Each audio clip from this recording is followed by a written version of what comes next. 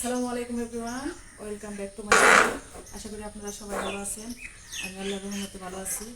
এখানে পাট শাক নিয়েছি, আর এই যে আমাদের আঞ্চলিক ভাষায় বলা হয় কচুর ডাইগা। আজকে এগুলো কেটে রান্না করব, সঙ্গে থাকেন এবং দেখতে থাকেন।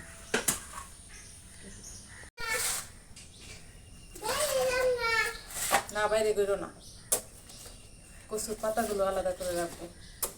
এগুলোতে শাক অথবা ভর্তা, ভালো ভালো পাতা যেগুলো এগুলো নেবো শুধু।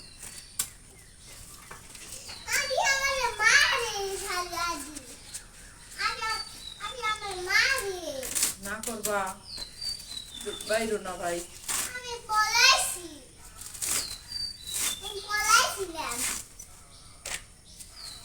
কুচি করে কেটে নিতেছি।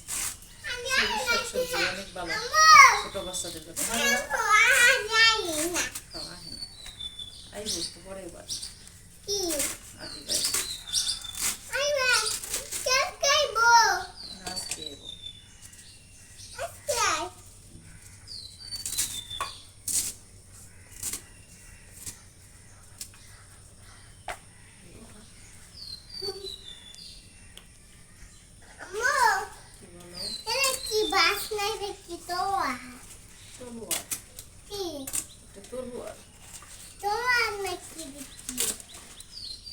তুমি কি বুঝতে পারলা? তলোয়ার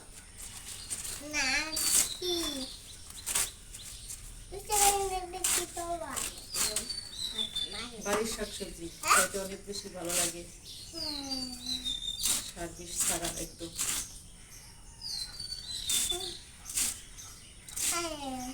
ওইগুলোতে কোনো এই শাকসবজিতে কোনো সার লাগে না, এমনি এমনি খায়। যাও বাবা, কাটি, রান্না করবো।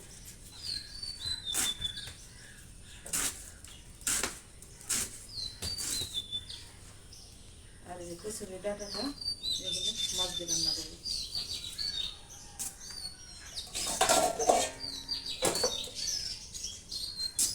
আর সুগার সবাই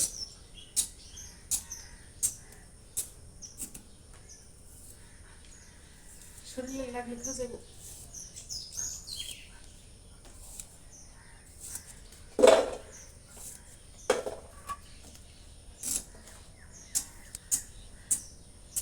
আর একটু পাট শাক শুধু মাথার অংশটা কেটে নিয়ে আসছি।